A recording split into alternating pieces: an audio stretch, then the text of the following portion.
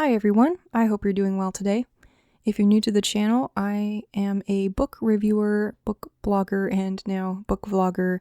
I mostly review books on classic literature, but once in a while I also talk about nonfiction and history as well. So if any of that interests you, feel free to subscribe and share the videos if you like them. Today I want to follow up on a book I mentioned in a earlier video from this year, which was books I owned and wanted to read this year. And that was Open Letters by Václav Havel. Now, there's a lot of history in this book. There is a lot of philosophy and political science topics. Maybe I should back up and talk about how I came across this author to begin with. So back in my college days, I had the privilege to have a really great history professor. It wasn't really a topic I had consistently studied before that, although I did enjoy the occasional historical fiction novel. But my professor was a Soviet dissident himself and refugee of the Cold War. In his class, he actually told us his life story and how he had escaped from a totalitarian dictatorship. As I was reading more about that, I came across Václav Havel on Wikipedia, and I was just really interested to read his most famous essay, which is The Power of the Powerless. He actually started out as a playwright. He was born in Prague in 1936 and became a fairly successful playwright, although there was some prejudice against him because he came from a pretty well-to-do family. But as he became more politically involved, he ended up writing a lot of documents and essays speaking out against the overreaches of authority that he was seeing in Czechoslovakia. And so that got him into trouble, as you can imagine, and he was arrested several times and even spent time in prison for 4 years. So that's kind of how he got into politics. He didn't really identify as any particular political identity. He just saw that the government was encroaching on freedoms, and he wanted to make what difference he could through his writing and through speaking out against human rights abuses. Interestingly, after the end of the communist rule in Czechoslovakia, he was elected president, due to his activities as a writer of samizdat. And so he did serve as president for a number of years. This book is actually from his previous career as a writer, and it spans the years 1965 to 1990.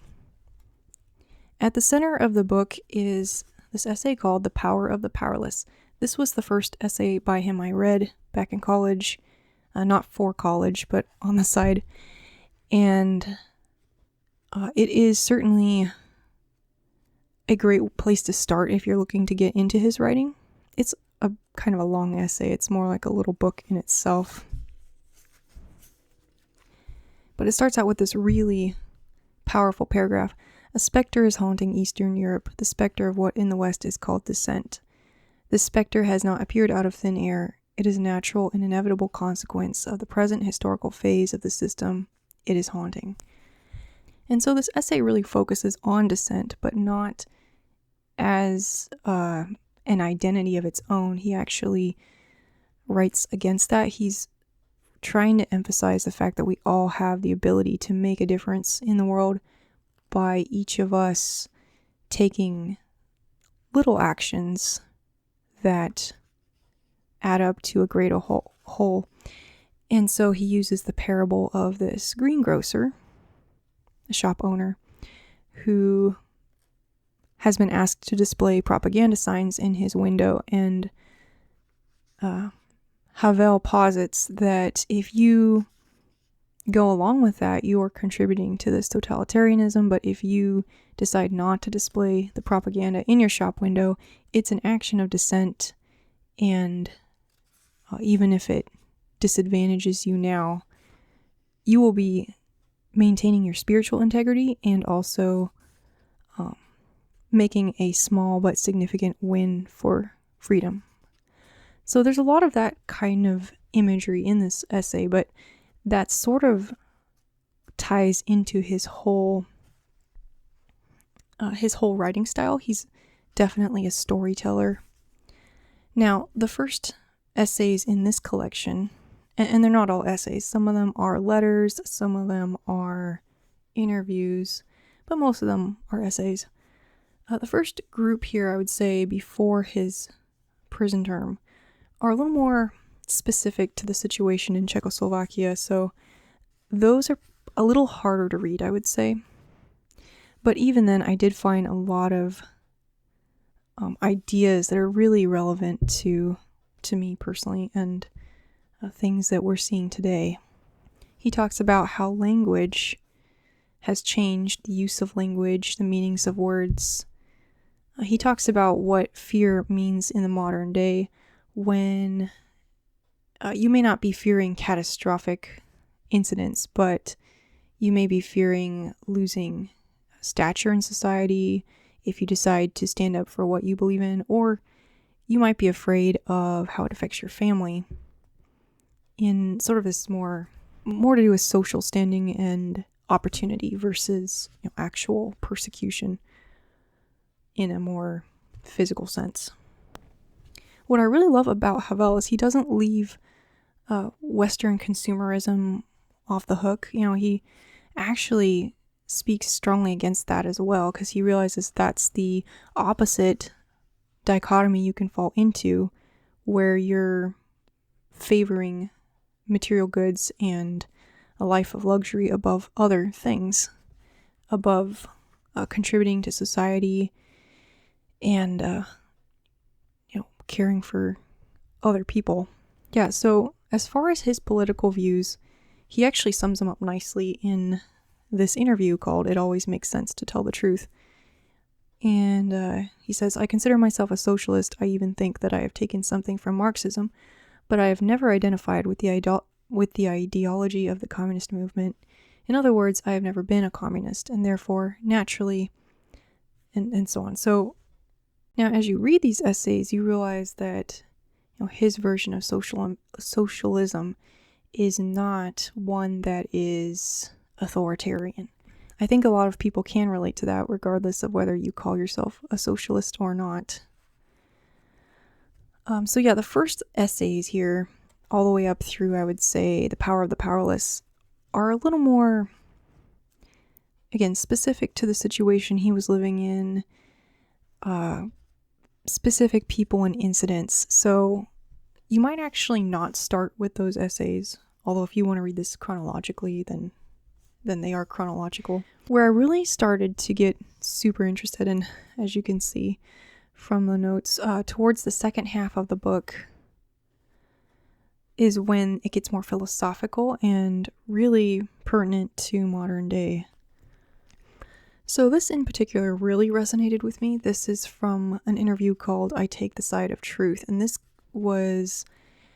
took place after he was released from his 4-year prison sentence.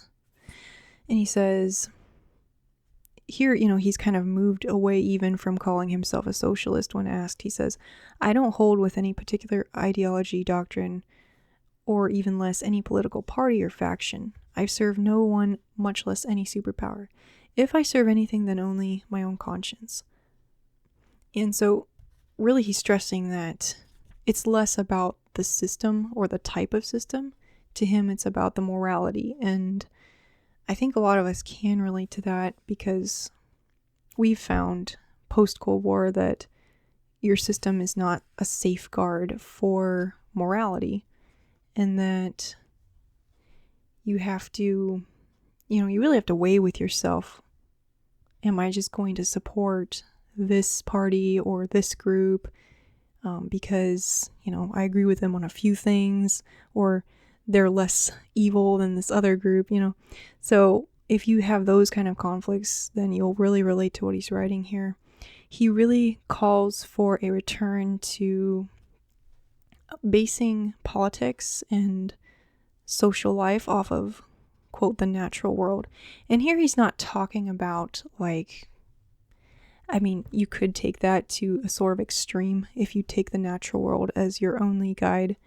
But what he's really saying is that we've become more and more detached from a physical reality and become more ideological.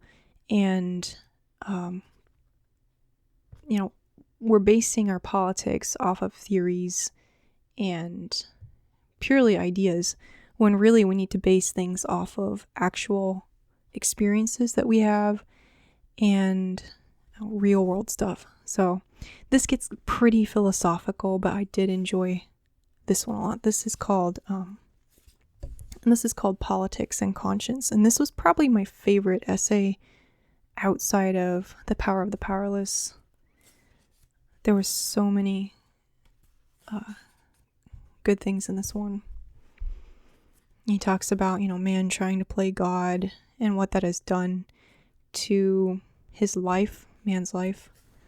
He talks about the socialist and capitalist argument that really to him has no, that is not the argument you should be making. It's, again, if you're picking between two ideologies, you're not starting with a good place to make a decision, right? Yeah, that was a really good section. I'm not going to read all of these because, first of all, copyright reasons, and then I really want to encourage people to read this for themselves, even if you just read certain essays. They're just very, very relevant. So yeah, moving into some of the later essays, they become broader in scope. So we're not talking about Czechoslovakia specifically. These are really political philosophy. Yeah, he talks about, for example, goodness, being well-mannered, has a tendency to treat these grand obsequies, I don't know if I'm saying that right, seriously and withdraw. Evil, on the contrary, senses that its time has come, for people have stopped believing in it altogether. So getting into very almost religious discussions here, although he doesn't really talk about religion that much. So it does have a pretty broad appeal for that reason. Why bother with a ceaseless and in fact hopeless search for truth when truth can be had readily all at once and in the form of an ideology or doctrine?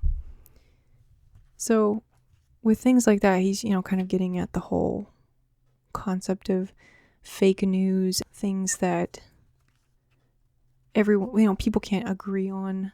He has an interesting section here on feminism. I actually thought that was really, really good. Yeah, so just name almost any political subject of the day. And I don't mean specific social issues, but just these broader topics that are more universal and spanning history.